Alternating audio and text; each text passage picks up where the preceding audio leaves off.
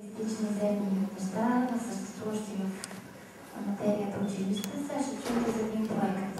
Тоест, приемете го като една теория, защото само в практиката е проверка на истината. Това, което може да ви е полезно от моите презентации, да си запишете така имената на слайдовете, да са ви критерии за оценка на реално училище. Като отидете в някой истинска да проверите. Има ли такива неща? Няма не. Надявам се, че и нашето скоро ще го има, така че ако може следващия път или по-следващия, и аз да бъда от реалните презентации. Започваме с средата, т.е. много е важно. Първият въпрос, който един родител трябва да се изясни, е къде се случва това нещо. Защото ние се движиме в време и пространство, е много важно къде да се намира тялото. И тази среда не е само физическа, каквато хората обикновено гледат, дали чиновете са дървени, дали прозорците са или на дома, а и емоционална, психическа и духовна. Има такава София хубави примери на училища, които са изключително добра материална база и директорката бие деца.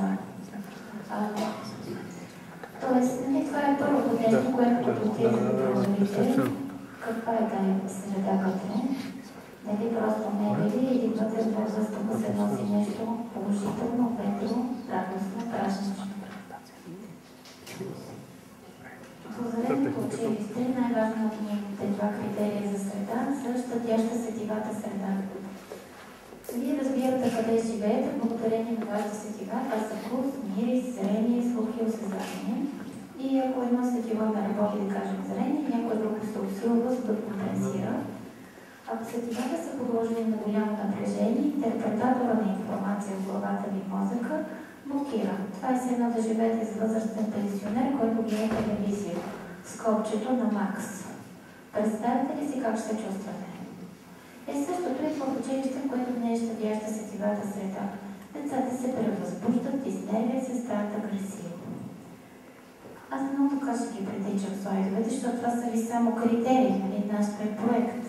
Така че като стане истинско, тогава повече. Следващия критерий е щадяща тимуса среда. Ето тук имате едно нещо, което се казва тимус. В медицината отговаря за имунната система, но всъщност е свързано с психиката ви. И ако върху едно дете се упражнява психическо или емоционално насилие, това се чувства и спира да се развива. Лесно може да намерите в интернет информация от моргите, какво е при бедните хора тимуса като размер, при щастливите хора също. Е много важно този тимус да се пощади и да няма насилие около децата. Нито да го гледат, нито да им се прилага. Защото това, че гледаш някой да го бият, е същото като тебе да те бият. Ти го преживяваш и то трансформира твоята личност. В озареното училище има 4 зони. Първата зона е зоната, в която децата учат. И там фокус е върху мъдрост и добродетели. Неказано знание и информация. Това училище е създадено да учене на малко по-високо ниво. Или това е зоната, в която влизат само преподавателите и децата. Втората зона е споделена зона, там са работилници, зали за танци, движение, наказан спорт. Там идват и деца от цялата страна да ползват, щом някой направил хубава база да е споделена, нали така няма си я държи само за неговите деца. Третата част е зоната за хармония. Понеже децата са си добре и всичките им проблеми идват от родителите и учителите около тях. И медите, нали? Затова е много важно да се оправят родителите и учителите, тъй като ние някак да ги оправим. Дълго мислихме кое е това средство, което може да свърши тая работа и установихме, че е градини. Градини, цветя, красиви, в които те родители, като се разхождат и се зърцават красота, да стават добри. Да си спомнят, нали, всъщност за какво са там. Та всъщност нашия проект е доста скъп заради градините. Ще има ли доста градини трябват. И последната част е връзката.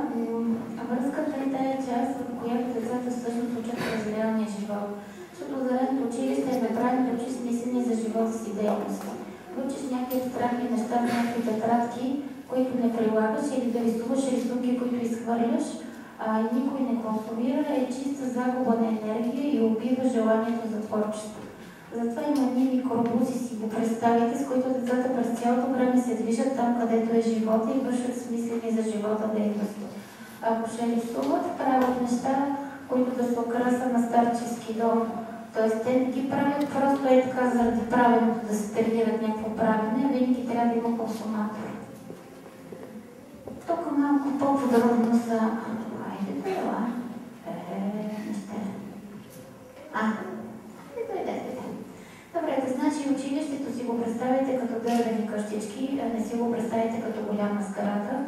Много е важно да няма някой под тебе или над тебе. Казано с пример, ако живеете в 14-етажен блок и единия куца, скоро ще видите и всичките под и над вас да почнат да куцат. Разказвам го образно, но вие ще си го проверите повече в дълбочина.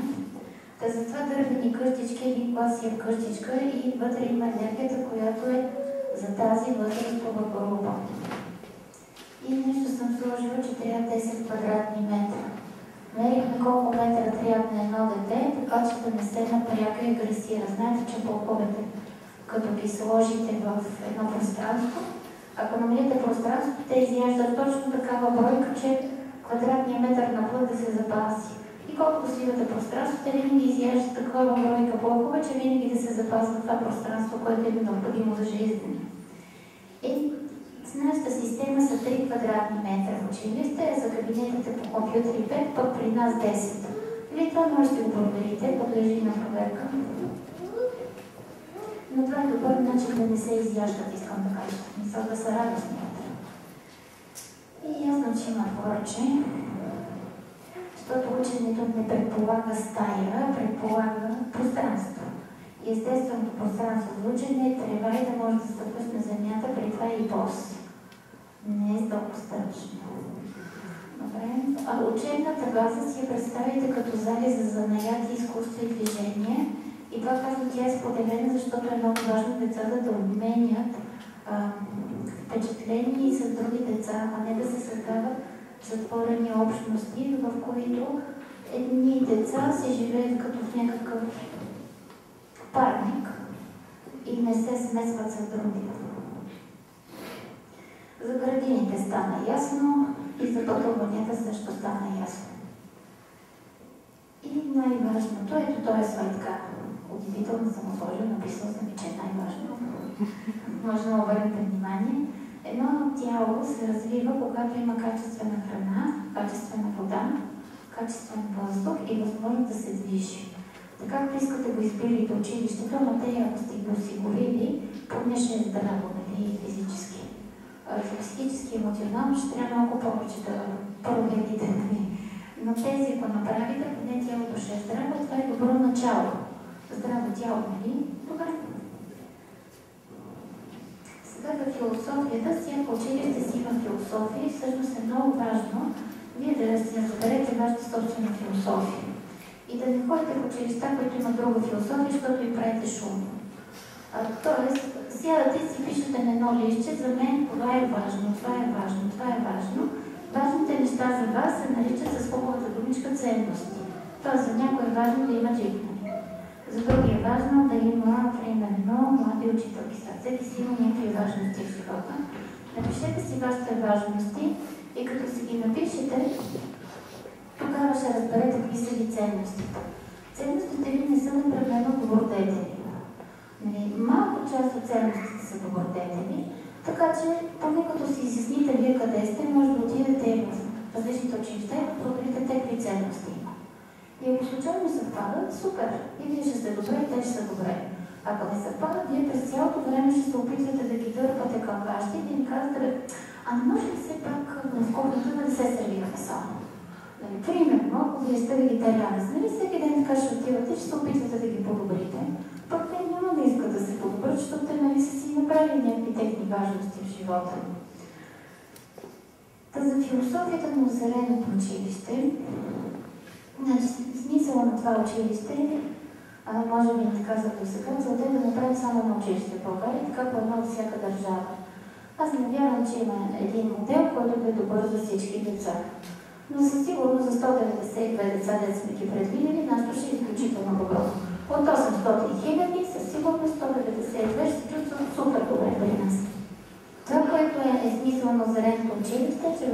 постоянно ще могат да живеят за по 2 години учители от цялата страна, да разберат какво правим и защо го правиме, да си направят проект за тяхното училище, кои са те 20% от нашото, които ще принесат 80% резултат пред тяхното.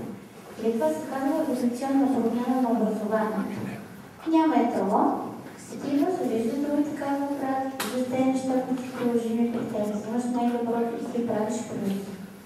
И така системата се движи.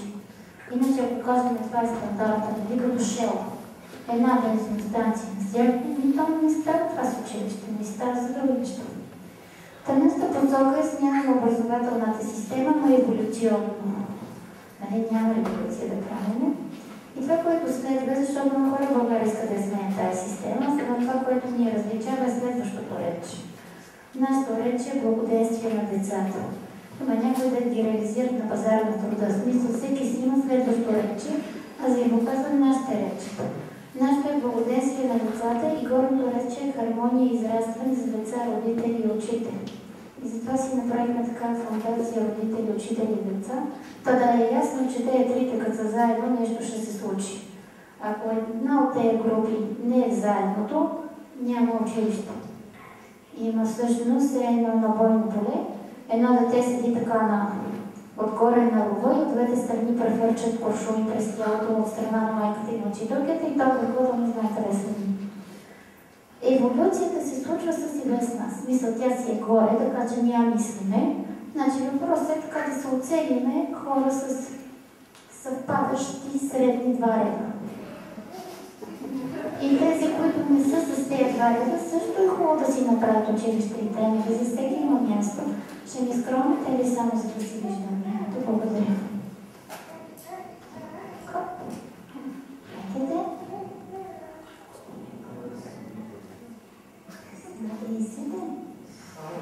Така. Добре. Няма да видите цялата презентация, да не ви измачва, не е това целта. Ще видите толкова, колкото да събуди интерес те, които са в тази посока. И ако също си намерите допълнителна информация, ще се свържете с нас, ако не сте, ще ви било 20 минути разнообразно. Вниманието е в детето. Най-важното е къде отива вниманието. Където отива вниманието, там отива енергията. Ако моето внимание отива в работата ми, аз имам много успешна кариера. Ако отива в това да съм красавица, нали, вниманието ми ще отива, това стана много красиво. Ако вниманието ми отива в детето, детето ще е добре.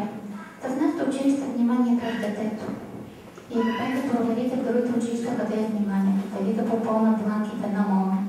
Защото там има много строги санкции, ако не са попълнени всичките таблици. И разни други възможности за внимание. За намерението, това е второто нещо, което е хубаво да проверите, с какво намерение се прави това училище. Традиционното намерение е децата да вземат матури, да ги приемат в елитна гимназия и да учат висше. И каквото да си приказваме, знаете, че и тайно в главите на родителите, и тайно в главите на учителите, това се движи. Може да не е много явно, но някак си така си доказваме кой е по-успешен към този момент. Та намерението, сложила съм ви един така слайд, е нещото, което определя какво се случва. Всяко едно нещо, което е направено, дали училище, дали е микрофон, дали е екран, зависи от намерението на ползвател. И само по себе си училището, в което отивате, няма никакво значение, защото той е един инструмент, т.е. той е неутрално. Единственото значение има намерението, което е в главата на хората вътре. За да стане по-ясно, виждате ли го този микрофон? По принцип служи за говорене, но с него мога да чукам орехи. Нали така? Мога да го използвам и за да се опитам да разбивам вас такова отсреща. Намерението на ползвателя определя какво се случва. Така че да, хубави неща, нали, да си говорим, но докато не разберете с какво намерение е направено това нещо и не го видите през действията и бездействията на хората вътре, няма как да го оцените. Тук съм сложил един пример с зайчевцето бяло, някои го прочетаха, но и с микрофона беше достатъчно ясен пример. Философията на озарената педагогика е свързана с това, че училището е направено подходящо за всички деца. Хоп, изненада. Значи да направиш нещо, да е подходящо за всички деца, е възможно само тогава, когато детето е водещо. Тоест, тогава то като води, реално няма как да го сбъркаш, нали така? Може да го сбъркаш, ако ти решиш нещо да му правиш. Или едно озарено училище си го представите като среда за израстване, а не че ние ги израстваме тези деца и нещо им въздействаме.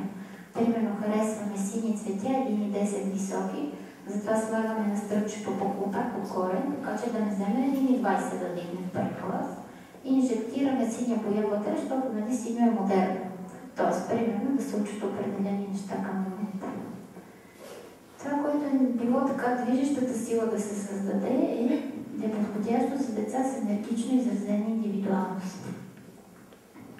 Някои от вас имат деца, които са кооперативни, където и да ги пуснеш и те се подават на мачкане като пластелин. Има други от деца, обаче, които са индивидуалисти, някои им казват интровертни, те си имат собствен ритъм. На те им казват проблеми. Ама то не е точно да са проблемни, но всъщност хората знаят кои са, знаят къде са, знаят какво имат да правят и си гледат посоката. И всякакви хора, които се опитват да ги вкарат друг ритъм, различен от техния, те се съпротивляват. Та някак си аз не го възприемам като дефект на децата, напротив, много са ми ценни. И затова беше важно така да сложим и второто изречение. Децата, които имат и ясно изразена, енергично изразена индивидуалност, да могат да се чувстват добре, да могат да си се развиват, да могат да си учат, без някой да се опитват да ги вкарва в една щампа отгоре и така да прави едно хоп, да влезе във формичката и да прилича на останалите. И намерението ви споменах, че е израстване. Израстване значи да се движи вертикално или развитие във възходяща посока, защото много хора говорят за развитие, но именно развитие в нисходяща посока. Така че ако може да е нагоре, някой с малко наклонче, някой с по-голямо, някой вертикално, който колкото иска, но само така да гледаме, нали, да е плюс едно. Минута и половина има да ви кажа, преди вашата почивка. И така да завършим презентацията на личната опит, т.е. може да се изгледат още 20 слайда, които са сложени. Има текстче, може да си я вземете, да си четете. Каква е крайната цел на това озарено училище? Първо е децата да са адаптивни, където и да го пуснеш да се справи. И затова са тези автобуси. Като ги водиш в реалния живот и правят смислени за живота дейности, след това като влезат в банка не се чудват какво е това. Когато някой да им идва и им предлага заем, те са много добре наясно какви са последиците от това да похарчиш предварително ни пари, които нямаш идея къде ще изкараш. Второто е да са уникални. Това означава, че няма една щампа, в която да искаме всичките да минат през нея и ние да имаме стандарт за дете. Или детето идеално. Няма такова дете идеално. Искаме, ако дойде тук, да се качи малко нагоре. Ако дойде тук, пак нагоре. Който колкото може. Въпросът е посоката така да сме оцени. И последното е да са личности, което значи хармонично да са развили физическото си тяло, ума, емоциите си и връзката с себе си. И той е фокус само да се развива една глава да бъде изместен, а всичките тези 4 аспекта да се развият хармонично. И това ви е така последни критерии, като отидете в едно училище, да проверите те как развиват тялото да е здраво, как развива детето да може да изразява емоциите си, да се свързва с другите хора, да комуникира с тях, да прави екипи, да бъде социално адаптивно. Как му помага да се свържи с себе си и да има отговор на въпроса кой съм аз, защо съм тук и на къде съм тръгнал. Завънна сърдечно благодаря.